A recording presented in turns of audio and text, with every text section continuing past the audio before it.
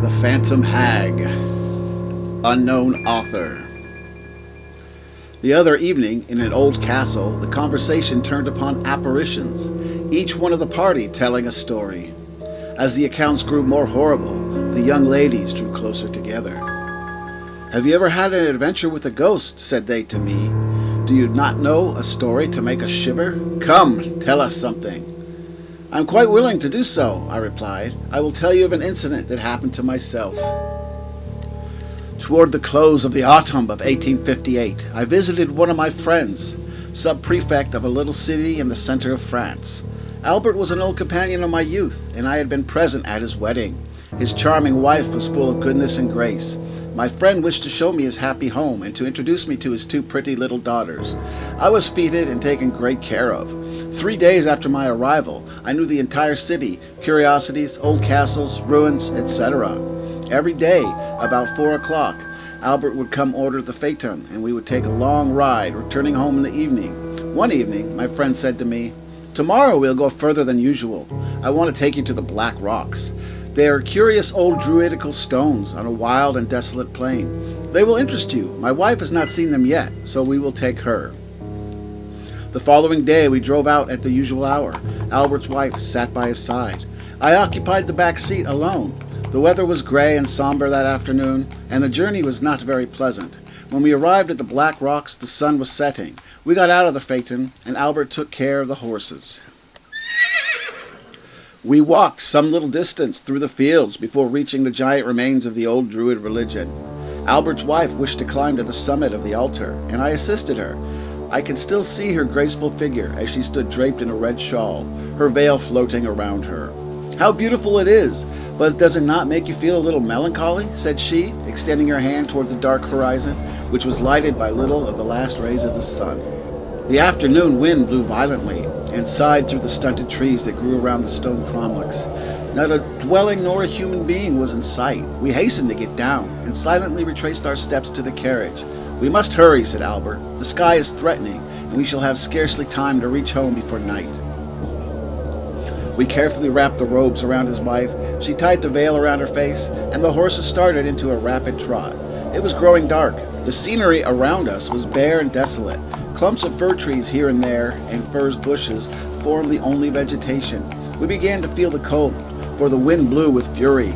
The only sound we heard was the steady trot of the horses and the sharp, clear tinkle of their bells. Suddenly, I felt the heavy grasp of a hand upon my shoulder. I turned my head quickly. A horrible apparition presented itself before my eyes. In the empty place at my side sat a hideous woman. I tried to cry out. The phantom placed her fingers upon her lips to impose silence upon me. I could not utter a sound.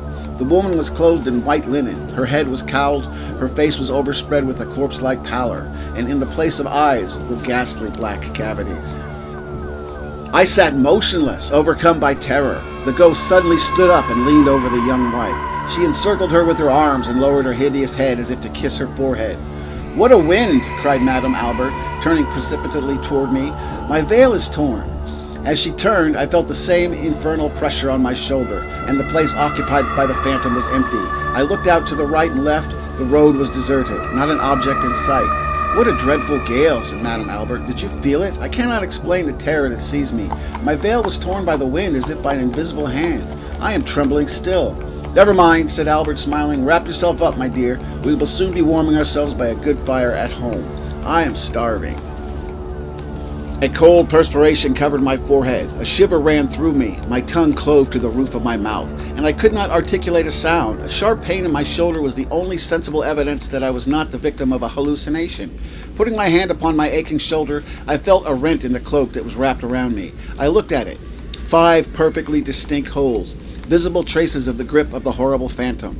I thought for a moment that I should die, or that my reason should leave me. It was, I think, the most dreadful moment of my life. Finally, I became more calm. This nameless agony had lasted for some minutes. I do not think it possible for a human being to suffer more than I did during that time. As soon as I had recovered my senses, I thought at first I would tell my friends all that had passed, but I hesitated, and finally did not, fearing that my story would frighten Madame Albert, and feeling sure my friend would not believe me. The lights of the little city revived me, and gradually the oppression of terror that overwhelmed me became lighter. As soon as we reached home, Madame Albert untied her veil. It was literally in shreds. I hoped to find my clothes whole and prove to myself that it was all imagination. But no, the cloth was torn in 5 places, just where the fingers had seized my shoulder. There was no mark, however, upon my flesh, only a dull pain. I returned to Paris the next day, where I endeavored to forget the strange adventure, or at least when I thought of it, I would force myself to think of it as a hallucination. The day after my return, I received a letter from my friend Albert. It was edged with black. I opened it with a vague fear.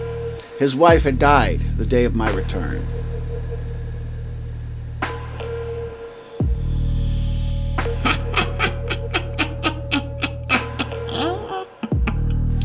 Okay guys, thanks for watching. Appreciate it. See you next time.